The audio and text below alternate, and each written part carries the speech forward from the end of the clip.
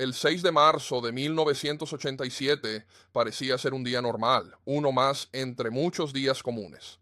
En ese mismo día, en Bélgica, había un poco más de 200 pasajeros que se subieron a este ferry. Me gustaría decirte cuál era su nombre exacto, pero la traducción del belga al inglés no tiene mucho sentido y el nombre, por desgracia, no se entiende bien. Pero poco después, este ferry Ro-Ro partió de la orilla. Y lo que eso significa es que tiene grandes compuertas, puertas enormes que se abren en el extremo del barco, y literalmente conduces tu coche a bordo, subes a la cubierta superior y te relajas mientras haces tu viaje. Y entonces, cuando llegues al otro lado, se supone que debes volver a bajar, ponerte en tu coche y salir conduciendo, ¿verdad? En marcha, en marcha. Bueno, poco después de que zarpó, este transbordador empezó a llenarse de agua, y en apenas un par de minutos tomó tanta agua en las cubiertas inferiores para vehículos que, lamentablemente, volcó, y murieron 193 de esas personas.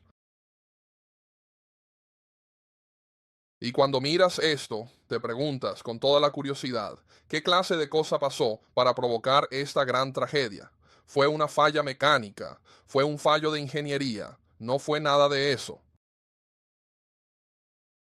Como puedes ver, este mismo día, lo que causó esta enorme catástrofe fue simplemente el hecho de que el caballero que trabajaba en el barco, que se suponía debía cerrar las puertas de proa antes de que el barco zarpara, no se encontraba en su puesto cuando el barco partió.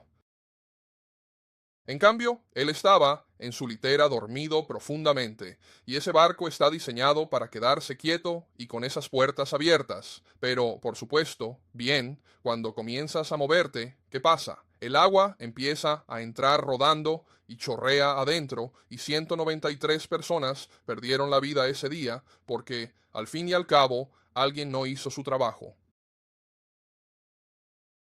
Qué desgracia que alguien no se haya preocupado lo suficiente para mantener pulsado un pulsador y cerrar algunas puertas. Miras eso y piensas, ¿cómo podría ser eso? Pero, ¿sabes qué? Esta no es la primera vez en que alguien sabía exactamente qué era lo que se suponía que debía hacer, pero aún así no le importó lo suficiente como para simplemente hacerlo. Otro ejemplo que encontramos en tus Biblias, en el libro de Malaquías. El libro de Malaquías, los sacerdotes en el día de Malaquías, los sacerdotes levíticos, los sacerdotes del antiguo pacto, sabían exactamente qué era lo que se suponía que debían hacer. Dios se lo había mostrado a ellos, básicamente paso a paso, paso a paso. Así que lo que vamos a encontrar en Malaquías no es el hecho de que no supieran qué hacer, vamos a encontrar algo distinto. Mira el versículo 13. Pero tú dices, ¿qué cansancio es este? Y tú lo resoplaste, dice el Señor de los ejércitos. Traes lo que ha sido tomado por la violencia, o cojo o enfermo, y eso traes como tu ofrenda. ¿Debería aceptarlo de tu mano ahora? Dice el Señor.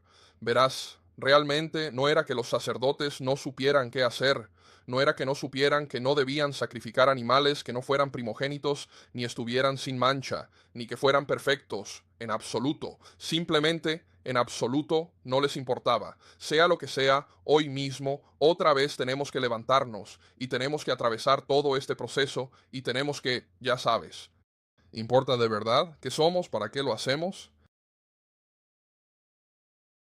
Bueno, lo hacían por Dios, por eso mismo lo estaban haciendo deliberadamente. No se trataba de una falta de información, sino de una falta de empatía y de cuidado. Pero tú dices, ¿sabes qué? Yo me alegro de no ser uno de esos sacerdotes. Me alegro de que yo no caería bajo esta acusación. Pero si hoy estás aquí y eres cristiano, ¿sabes que tú eres sacerdote? Vayan a 1 Pedro 2:9. Pero vosotros sois linaje escogido, real sacerdocio, nación santa, pueblo adquirido por Dios, para que anunciéis las virtudes de aquel que os llamó de las tinieblas a su luz admirable. Bueno, vale, Doug, sí, quiero decir, Dios dice que somos como un sacerdocio, pero ya sabes, no trabajamos como lo hacían ellos. Nosotros no vamos al templo todos los días, ni llevamos a cabo el sistema de adoración de Dios y su obra. ¿Y tú? No. Tampoco tenemos un templo físico construido en Jerusalén, en la cima del monte. ¿Tienes tú un templo? 1 Corintios 6:19. ¿O no sabéis que vuestro cuerpo es templo del Espíritu Santo que habita en vosotros, al que habéis recibido de Dios? Porque no eres tu propio dueño, sino que fuiste comprado a un precio muy alto. Así que glorifica a Dios con tu cuerpo. Mira, miramos la ley antigua y el antiguo pacto. Miramos a los judíos y pensamos, hombre, estamos muy lejos de ellos. Y en algunos aspectos sí lo estamos, pero en otros no. En algunos aspectos tenemos mucho más en común con ellos de lo que nos damos cuenta. Y esta mañana, en esencia, la idea de toda la lección, si no lo ves, es que quiero hacer paralelismos entre lo que hacían los sacerdotes del antiguo pacto y lo que debemos realizar como sacerdotes del Nuevo Testamento. Probablemente no te levantaste esta mañana pensando realmente, bueno, voy a ser sacerdote hoy. Pero la Biblia dice que somos. Y yo creo que hay algunas cosas que podemos aprender de esos antiguos sacerdotes del pacto antiguo que podemos aplicar a nuestras vidas hoy. Así que dicho esto, vamos a movernos un poco hoy. Perdón si tomas notas o si quieres que te dé esta lista detallada después, te la daré. Pero lo primero que vamos a notar sobre los sacerdotes levíticos del Antiguo Testamento que se aplica a nosotros es que los sacerdotes quedaron limpios y se suponía que debían mantenerse limpios. Ellos quedaron limpios y se suponía que debían permanecer limpios. Observa Éxodo capítulo 30 a partir del verso 18. También harás un lavatorio de bronce y su base de bronce para lavarte. Lo colocarás entre la tienda del encuentro y el altar, y pondrás agua en él, con la cual Aarón y sus hijos lavarán sus manos y sus pies. Cuando entran en el tabernáculo de reunión, o cuando se acercan al altar para ministrar y ofrecer una ofrenda de comida al Señor, se lavarán con agua para que no mueran. Y tú dices, bueno, eso es bastante duro, ¿no? Pero Dios es Dios. Él quería que se lavaran y quedaran completamente limpios. Pero ahora, ¿qué pasa con nosotros en este momento? ¿Qué hacemos? Se supone que deberíamos estar lavados, se supone que deberíamos estar limpios. Hechos 22:6, Pablo relata la historia de lo que le pasó en el camino a Damasco. Y ahora, ¿por qué esperan ustedes? Levántense y bautícense, lavando sus pecados, invocando su nombre. Verás, Pablo tuvo que ser lavado, tuvo que ser limpiado de sus pecados. 1 Pedro 3:21 nos indicará que no es una remoción de la suciedad de la carne, sino una respuesta de una buena conciencia hacia Dios. Deberían estar limpios, también deberíamos en verdad estar limpios. Piensa en 1 Corintios 6:11, donde dice, algunos de ustedes eran asesinos y adúlteros y fornicadores e idólatras y todas esas cosas. Pero, ¿y qué?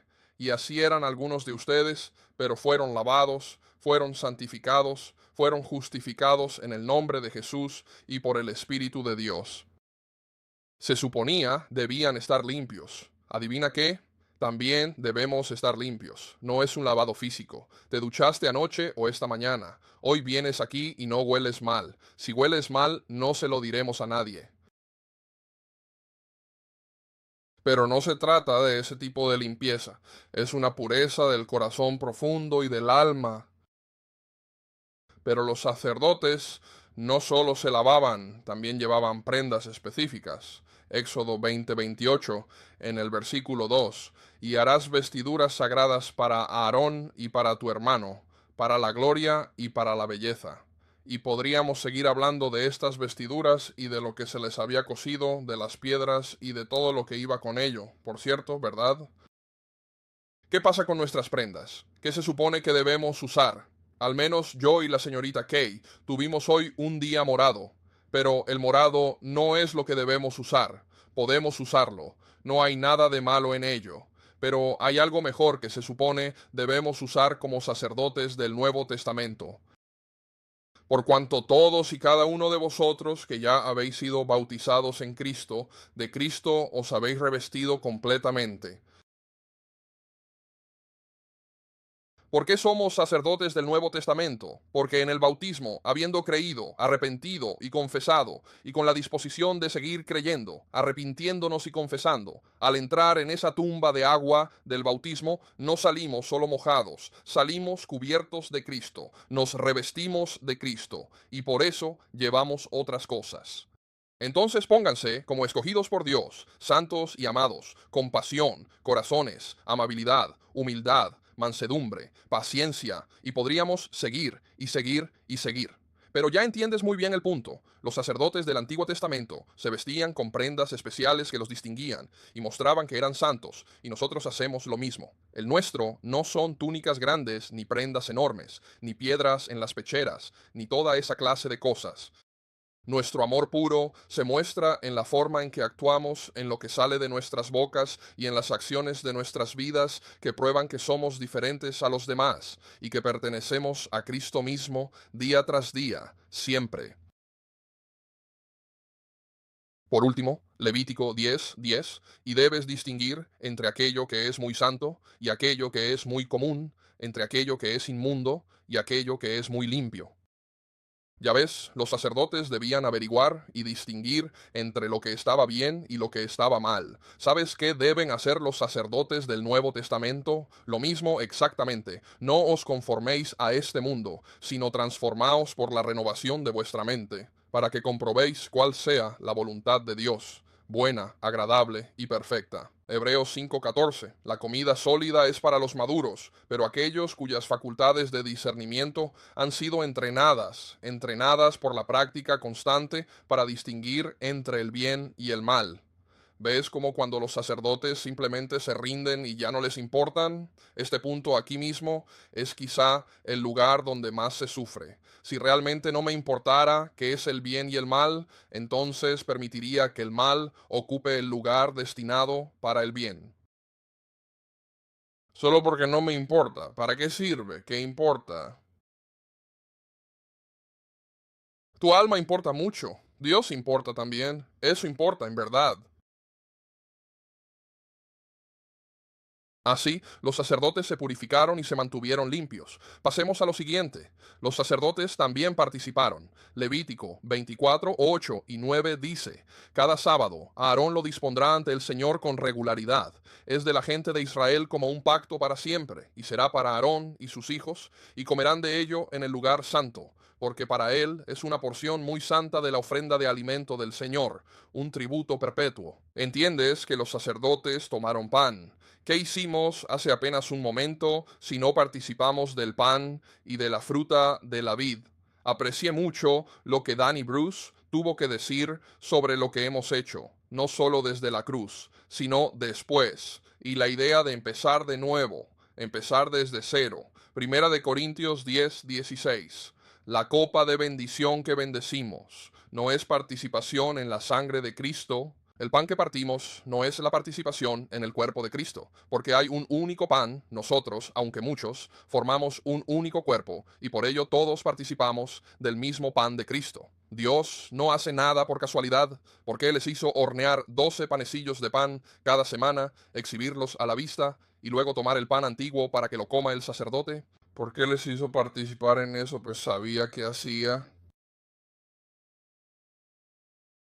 Él usó esa cosa que puso en sus bocas. Él entendió cuán poderosa es la comida para nosotros. Él la usó como memorial, un recordatorio de quiénes somos y a quiénes servimos. Los sacerdotes tomaron pan, pero también hicieron esto. Levítico 6. El fuego sobre el altar deberá mantenerse encendido, no se apagará. El sacerdote deberá quemar leña sobre él cada mañana, y dispondrá la ofrenda quemada sobre él, y quemará sobre él la grasa de las ofrendas de paz. El fuego debe permanecer ardiendo en el altar de forma constante e ininterrumpida, no debe apagarse. Ellos continuaron manteniendo el fuego ardiendo. ¿Qué se supone que debemos hacer exactamente? Mantener ardiendo ese fuego con constancia. Romanos 12:11. No seáis perezosos en el celo, sino fervientes en el espíritu. Servid al Señor. Vaya, no se espera que mantengamos una llama eterna como símbolo. Podríamos hacerlo si quisiéramos, pero la llama real que debemos mantener encendida es la que arde dentro de nosotros. Amén. Jeremías dijo, voy a dejar de predicar tu nombre y simplemente voy a rendirme y voy a renunciar. Y entonces, ¿qué dijo? No pude, porque era como fuego en mis huesos. No podemos dejar que la llama se apague. Número siguiente, Éxodo 30. Y Aarón quemará incienso fragante sobre él. Cada mañana, cuando arregla las lámparas, lo quemará. Y cuando Aarón coloca las lámparas al atardecer, lo quemará. Una ofrenda de incienso regular ante el Señor a través de las generaciones. Verás, lo siguiente que hicieron los sacerdotes fue fortalecer a la gente. Sí, edificó a las personas. Y tú dices, Doc, ¿qué tiene que ver el incienso con edificar a las personas? Pues, una vez más, Dios no hizo nada por casualidad. Él usó esto como una ilustración. Si quemaron incienso en el Antiguo Testamento, ¿cuál es nuestro incienso en el Nuevo Testamento? Apocalipsis 5:8. Y cuando tomó el rollo, los 4 seres vivientes y los 24 ancianos se postraron ante el Cordero, cada uno sosteniendo un arpa y cuencos dorados llenos de incienso, que son las oraciones de los santos. No podemos encender incienso, pero ¿rezamos nosotros? Piensa en Cornelio en Hechos capítulo 10, este centurión romano, este gentil, este forastero, esta persona que en la mente judía Dios no debería haber estado escuchando, y sin embargo Dios estaba escuchando. Y cuando Dios le dice, ve y llama a Pedro y tráelo a tu casa, él te hará entrar en el reino. Observa lo que se dice de él. Alrededor de la 9ª hora del día, vio claramente en una visión a un ángel de Dios que entraba y le habló, diciendo, Cornelio. Y él lo miró con temor, lleno de miedo, y preguntó, ¿qué es, Señor? Y él le dijo, tus oraciones y tus limosnas han subido ante Dios como memorial ante Dios. Otras traducciones dicen que han subido como un aroma fragante, que es a lo que olía el incienso cuando se quemaba. Ellos alentaron a la gente, ellos oraron. ¿Qué hacemos ahora? Debemos orar. Alguien dice, oye, ¿orarás por mí por tal cosa? Y decimos, sí, sí, oraré por ti. Y yo sigo con el resto de mi día. ¿Qué hago? Me olvido de orarte, por eso he aprendido. Si me dices que ore por ti, estoy orando por ti en ese instante. Mis oídos ya no oyen. Ahora oro, porque si no lo hago bien, podría perderlo. Al menos puedo decir que oré por ti alguna vez. Si logro recordarlo luego, ya lo haré de nuevo. Pero si lo hago bien, no lo perderé.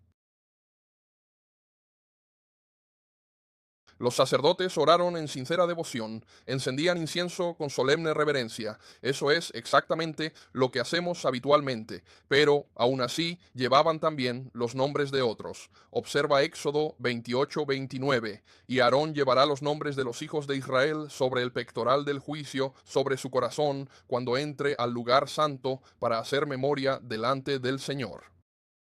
Él tenía literalmente piedras en el pecho que llevaban los nombres de los 12 hijos de Israel. ¿Por qué llevaba sus nombres? Bueno, él te lo dice. Es para recordar. ¿Qué deberían hacer los sacerdotes del Nuevo Testamento si no debemos recordar a los demás, buscando acercarlos ante Dios, tanto en la oración como en el servicio que damos a los demás? Gálatas 6:2. ¿Qué? Sobrellevad los unos las cargas de los otros, y así cumplid la ley de Cristo. Santiago 5:16. Por tanto, confesad vuestros pecados unos a otros, y orad unos por otros, para que seáis sanados. La oración del justo tiene un enorme poder en su efecto. Ellos llevaron ante Dios los nombres de otras personas, tanto por sus oraciones como por su servicio, y eso es lo que se supone que debemos hacer. Sí, hay una gran parte del cristianismo que se trata de mí, de lo que hay dentro de mí y de lo que necesito hacer por mí, pero también hay una parte que es lamentablemente insuficiente si todo lo que hago es quedarme dentro de mi propia cabeza y de mi propio corazón y servirme a mí mismo.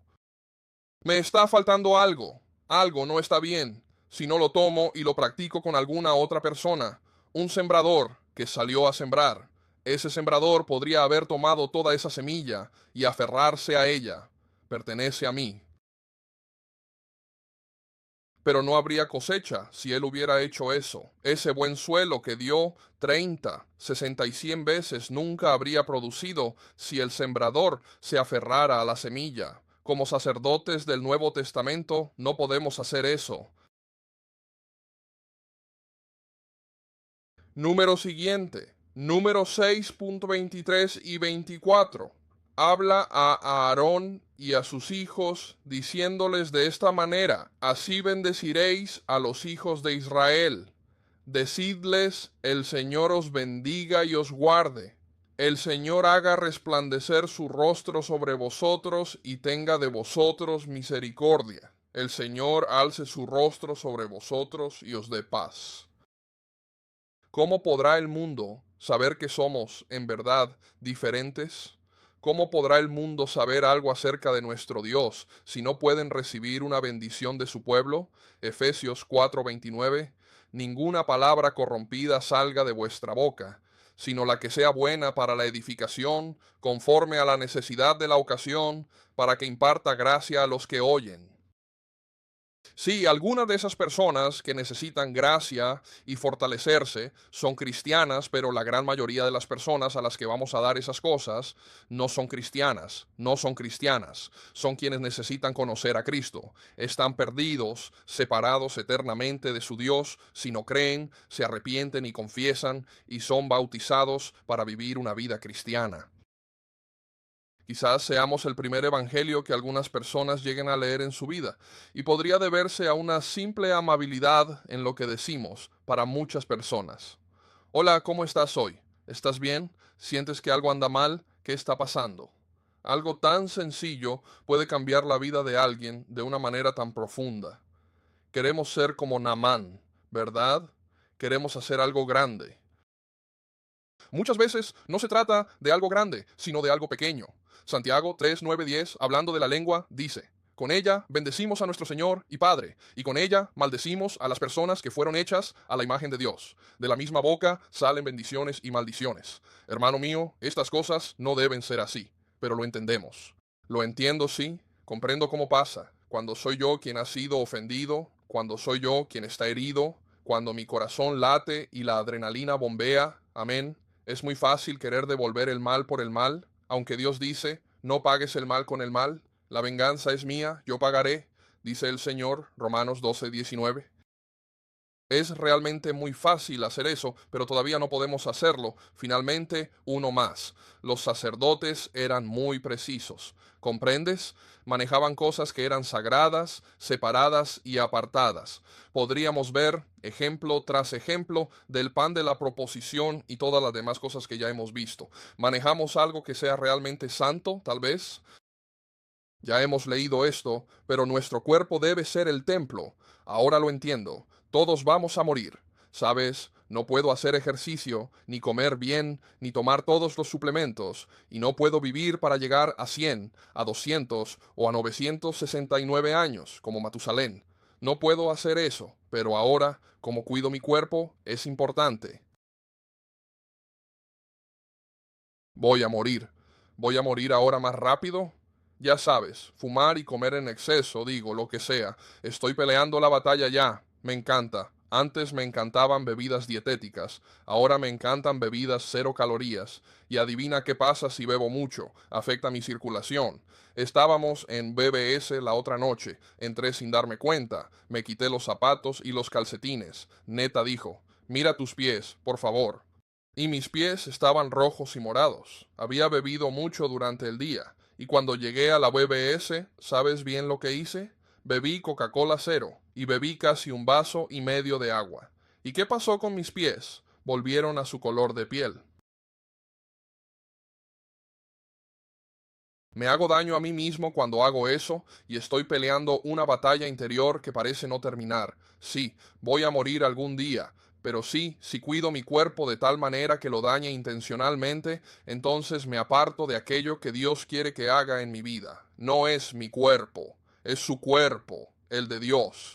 Y lo entiendo, en verdad es difícil, muy difícil a veces. Las Coca-Colas son difíciles, fumar es difícil a veces. Todas estas cosas son difíciles, pero ¿dónde está realmente mi corazón? ¿Y dónde está mi intención? Y si mi intención está en el lugar correcto, lo intento. Mejor intentar que no intentarlo nunca, ¿verdad?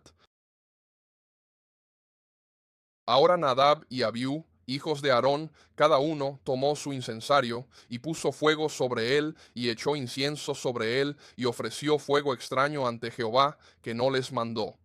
Y salió el fuego de delante del Señor y los consumió, y muchos murieron ante el Señor. Entonces Moisés dijo a Aarón, esto dice el Señor, entre los cercanos a mí me santificaré, y ante todo el pueblo seré glorificado. Y Aarón guardó silencio. Verás, los sacerdotes debían seguir el modelo.